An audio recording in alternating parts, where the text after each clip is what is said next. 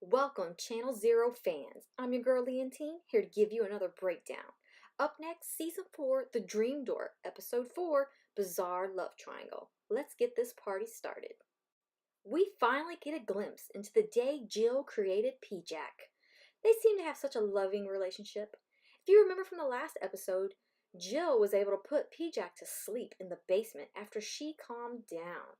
Ian tells her that nobody else is like them, and Jill wants to learn how to control P-Jack. Jill spots some shenanigans going down the front yard with her man and some other woman. Suddenly, P-Jack wakes up, feeling Jill is in distress. P-Jack escapes, cuts that chick in question, and Tom runs off with her with PJ hot in pursuit. Ian and Jill try to follow P-Jack. Tom and old girl, Sarah, baby mama, they took off. Tom and Sarah find shelter at the local gym. Sarah confesses that the kid is not Tom's. After Sarah's shocking confession, Tom decides he needs to make sure P-Jack does not find Sarah, and he takes off. And when Tom and P-Jack enter the pool area, well, things get crazy.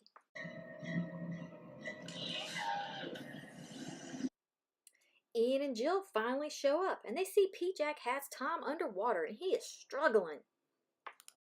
Ian tells Jill she needs to concentrate. She needs to put all her feelings about P-Jack into the palms of her hands. Ian says Jill will be able to send P-Jack into the palm of her hands so that she can focus and make P-Jack let go.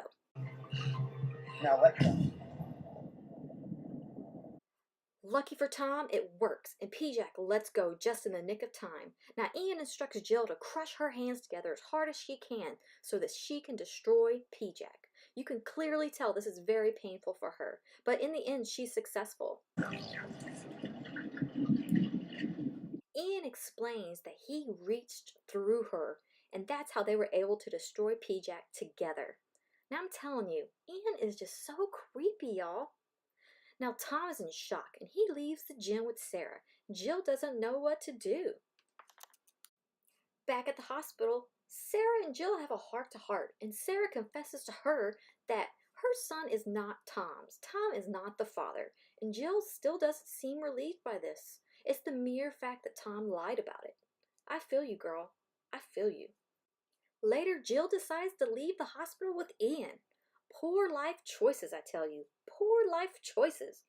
They pull over at Jill's request, and she sees a billboard with a picture of her father. He happens to build neighborhoods, and Jill explains that the homes he builds are for families, and ironically that this is her inheritance.